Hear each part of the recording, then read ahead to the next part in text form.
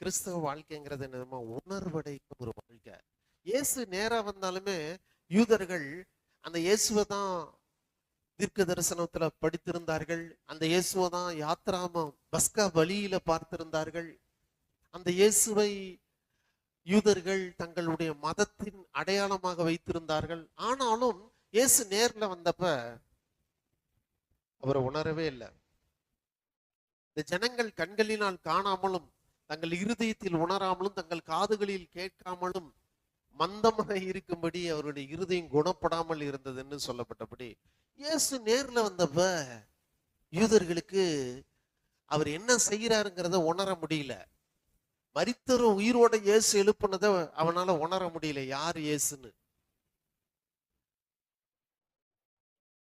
ஒரு தீராத வியாதி கொண்ட ஒரு குஷ்டரோகியை இயேசு சுகமாக்கினாரு, அவனால உணர முடியல இயேசு யார் என்று.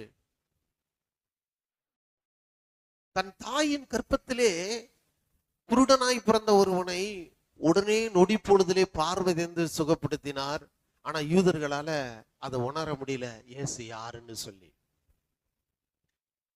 மரித்து 4 நாட்களாகிய பின்பு கல்லறைக்கு சென்றிருந்த லாசருவே வெளியே வா என்று சொல்லி ஒரே வார்த்தையினாலே உயிரடைய செய்து அவனை வெளியே கொண்டு வர வைத்தார் ஆண்டவராய் இயேசு கிறிஸ்து.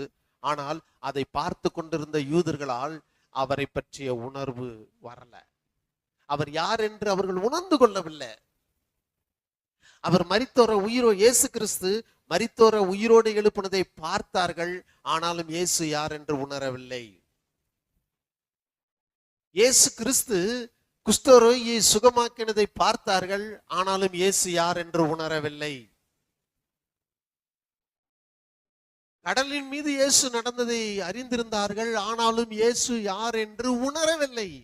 இன்னைக்கு அநேக கிறிஸ்தவங்க அவங்க வாழ்க்கையில தேவன் செய்கிற மகா பெரிய அற்புதங்களை பார்க்கிறார்கள், அநேகருக்கு அற்புதம் நடப்பதை கேட்கிறார்கள், ஆனாலும் இயேசு யார் என்று உணர்வில்லாமல் இருக்கிறார்கள்.